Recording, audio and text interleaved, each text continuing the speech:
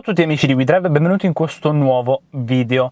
Finalmente siamo in un'auto silenziosa che possiamo lasciare accesa senza avere alcun rumore del motore. Mi trovo nella Opel Corsa elettrica, come penso abbiate ormai capito, Opel Corsa elettrica che abbiamo provato per voi in questo test drive, lo trovate qui in alto nelle schede, e in questo video vi farò vedere, dopo avervi mostrato Bart, tutta quanta la sua tecnologia dinamica, quindi l'anima elettrica delle batterie di questa nuova Opel Corsa, io vi mostrerò il suo sistema infotainment. Prima però vi ricordo di iscrivervi al nostro canale, di cliccare sul campanello per ricevere le notifiche. Se questo video vi sarà piaciuto, mi raccomando lasciateci un bel like. Inoltre seguiteci su Facebook, Instagram, su tutti i nostri account social che trovate qui in descrizione e date uno sguardo al nostro articolo completo sulla Opel Corsa E sul sito wedrive.tv. Dunque questo è lo schermo dell'infotainment dell'Opel Corsa E, campeggia al centro della plancia. Se posso fare un appunto, la posizione è un po' particolare perché l'angolo in basso a sinistra è un po' nascosto dalla corona del volante, almeno secondo la mia posizione di guida e la mia regolazione in altezza del volante stesso, e anche ha un'inclinazione particolare che certo è un vantaggio per quanto riguarda la mancanza di qualsivoglia riflesso del sole sullo schermo, ma essendo appunto inclinato è più distante, quindi non è facilmente raggiungibile. Chiaramente non stiamo parlando di chissà quale distanza, ma lo schermo, i suoi pulsanti, i pulsanti dedicati all'aria condizionata, devo dire che potevano essere posti in una posizione un po' più intuitiva. Però andiamo ad analizzare un po' questo sistema infotainment che penso abbiate riconosciuto se siete possessori o se avete guidato in passato qualche moderna del gruppo PSA, tipo la Peugeot 208, ha esattamente lo stesso sistema operativo. La pagina, se vogliamo, iniziale, tramite questi 6 pulsanti si possono raggiungere le pagine, tutte quante le pagine di questo infotainment, è dedicata, come vedete, all'audio. Dunque su questa pagina troviamo in primis la radio, che appunto si può controllare da stazione in stazione con queste freccette o con questo slider, ecco. Possiamo andare a selezionare appunto AM, FM, DAB. Andiamo a vedere un po' la memoria, quindi con i preferiti, la lista delle stazioni disponibili, stazioni radio disponibili, e qui si va avanti e indietro per singole frequenze. In modalità, andando a cliccare, si può avere accesso, ora non c'è nessun dispositivo collegato, alla radio, ma anche al Bluetooth, all'USB e all'iPod. Tra l'altro quest'auto ha 3 prese USB totali, una nella parte bassa anteriore e 2 nella parte posteriore, nei sedili posteriori. Possiamo cliccare su opzioni per vedere un po' cosa ci offre. Opzioni relative alla lista delle stazioni radio, con anche le frequenze. Possiamo cercare con il tastierino le frequenze che desideriamo, tutto ciò anche per la DAB e la AM, e avere l'accesso alla memoria. Andando un attimo su DAB possiamo aggiornare, perché appunto è la radio digitale. Possiamo passare a una finestra piuttosto che a un elenco, diciamo delle finestre molto simili ad un computer, ma tornando indietro abbiamo accesso ai file musicali che magari abbiamo salvato, divisi per album, artisti, genere, playlist e dossier. Le regolazioni della radio per quanto riguarda la ricerca della stazione FM o DAB, quindi la disponibilità e la visualizzazione radiotext, e anche gli annunci. Possiamo attivare o disattivare annunci per il traffico, il meteo, flash speciale, l'attualità, lo sport e informazioni della finanza, e poi qui salvare. Tornando indietro abbiamo la gestione foto. PSA dà l'opportunità di inserire delle foto nel suo sistema infotainment, e qui abbiamo impostazioni audio con bassi, medi e alti, loudness, quindi il volume, la rumorosità, ecco, la ripartizione, quindi con il bilanciamento all'interno dell'abitacolo, impostazioni del suono. Direi di togliere, siamo un po' in silenzio, in full electric nella vettura senza i suoni del touch, con la regolazione però del volume in funzione della velocità, che quindi alza il volume automaticamente sull'autostrada. E abbiamo impostazioni dell'audio, il volume della voce si applica alla sintesi vocale del sistema. Possiamo anche impostare una suoneria con il suo volume. Tornando indietro abbiamo il secondo pulsante. Il pulsante centrale, prima che me ne dimentico, è quello per attivare o disattivare con un rotore o spegnere con una pressione singola il volume della radio. Andando alla seconda finestra, con il secondo pulsante Nav, abbiamo il navigatore. Notate un po' la somiglianza con quello ad esempio della Peugeot 208 o anche della Citroën, delle varie Citroën o anche la DS3 Crossback. Possiamo muoverci semplicemente con un dito, andare anche a centrare la vettura, andare a visualizzare la mappa dall'alto, visualizzarla con una vista più geografica, con una cartina geografica a colori vera e propria, possiamo zoomare con più e meno.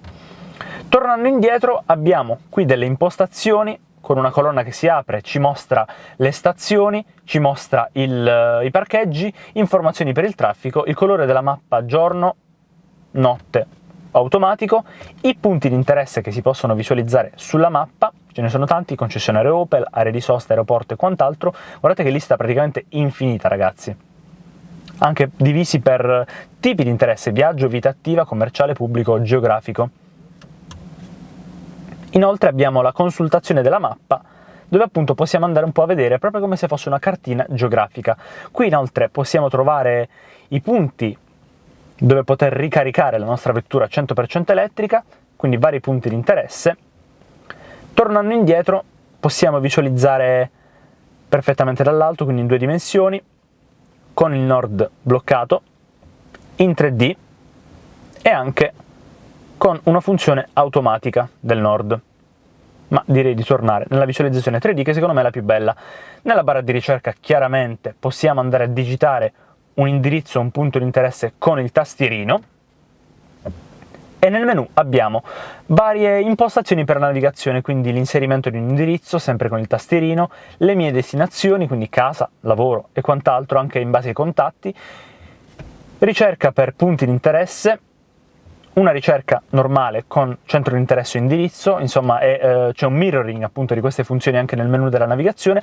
Criteri di guida, ci fa scegliere la nostra navigazione in base al tragitto più veloce, ad un compromesso, il tragitto più breve, che non sempre è il più veloce, o anche al tragitto più ecologico, e possiamo attivare o disattivare percorsi che comprendono l'autostrada, pedaggio o traghetti. Itinerario mappe, abbiamo appunto le tappe varie del nostro viaggio che magari ha più fermate, e infine le regolazioni.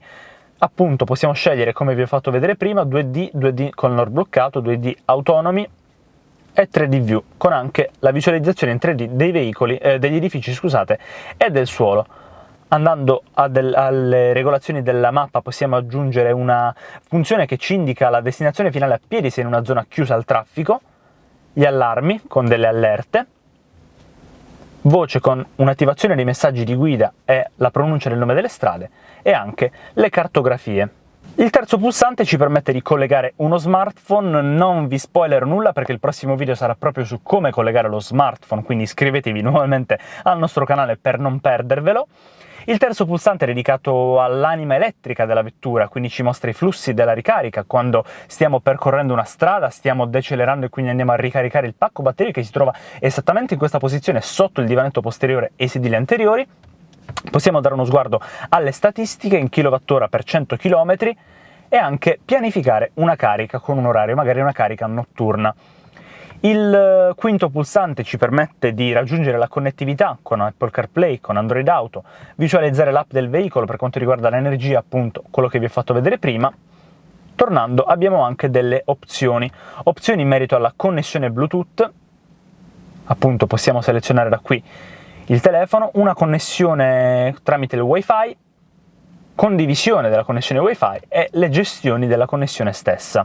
Il sesto e l'ultimo pulsante riguarda le funzioni di guida e le regolazioni del veicolo. In questo momento è attivato, ma si può disattivare il sistema di antipattinamento, l'inizializzazione degli pneumatici sgonfi e il check. Alle regolazioni del veicolo abbiamo regolazioni divise per quanto riguarda i fari, con un'illuminazione autoadattiva, molto utile con i fari a matrice di LED, un'illuminazione ambientale on e off, anche l'accoglienza e l'accensione temporizzata dei fari. Tutto quanto attivo in questo momento.